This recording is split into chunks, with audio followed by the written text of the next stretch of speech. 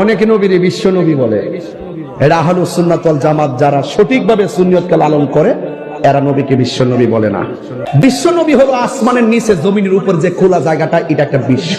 এইরকম বিশ্ব আরো আছে 79,999টা। আর আসমান থেকে জমিন মধ্যে এটা হলো একটা বিশ্ব। আমার নবী 80,000 আলম, মানে 80,000 বিশ্বের নবী। যারা ওই আসমানের নিচে জমির উপরে এই জায়গাটি নিয়ে অ্যানালাইসিস করে নবীকে নিয়ে, তারাই নবীজিকে আমাদের মতো মানুষ বলে।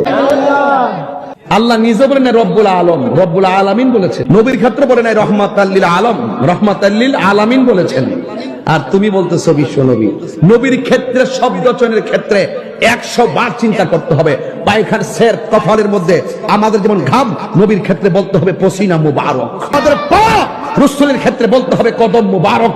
এটাই হলো সম্মান, এটাই হলো তাজিম। সুন্নি মানেই আদব ওয়ালা। আদবে যেন কি হয়? আদবে কি হয়?